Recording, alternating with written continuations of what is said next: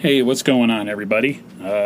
Just going to make a little quick video about some of the Niners' recent roster transactions. They've been quite busy the last couple days. Of course, we had the signing of a tight end, Jordan Reed, the other day, the off-injured ex-Washington Redskin, who's very talented but has had a career marred by concussions. So, the Niners signed him to a cheap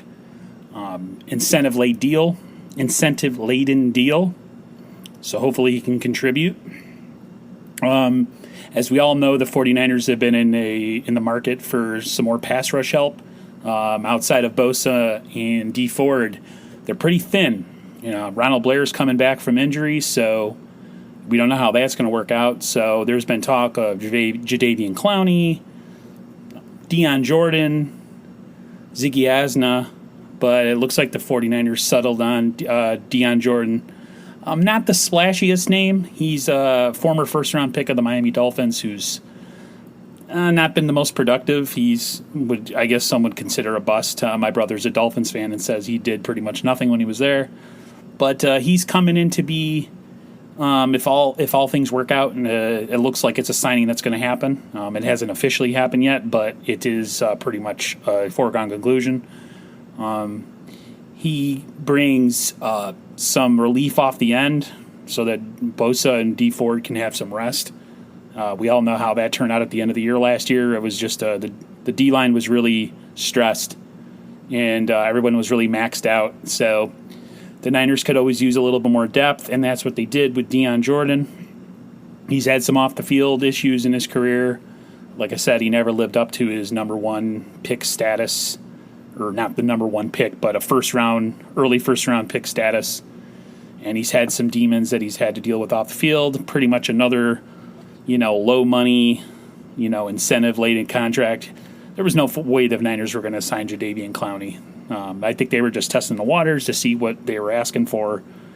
And then lastly, the Niners' former, now Seattle Seahawk, backup slot corner, DJ Reed, who they cut earlier, I don't know if it was today or yesterday.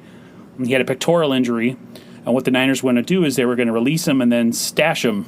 I don't know if it was going to be on the practice squad or whatever, but Seattle came in and swooped in and got him, so might make an interesting game come November. That's when he's scheduled to come off of IR. I don't know if it's like a half-season IR or whatever it is. He's got a torn pectoral muscle. He may never see the field, and it may be nothing. But interesting that Seattle would come in and swoop a guy that's injured. But hey, whatever.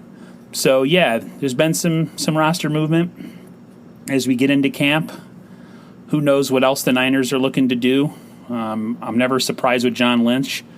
A lot of these signings are, of the 1 year incentive variety, because that's what you do when you're a good team. You look to build depth, rotational pieces, a tight end that can come in and help take the pressure off Kittle, a defensive end that can come in and help take pressure off Dee Ford and Nick Bosa. So we will see going forward how this all pans out.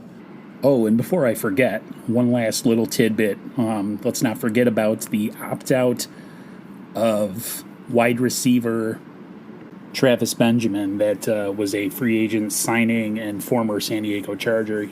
He decided to opt out of the 2020 season. That was the other little tidbit of news that was the other day. Doing what's best for his family, and you can't really argue with that. So, again, if there's any other news, I will drop a video. But until then, I will talk to you later. See ya.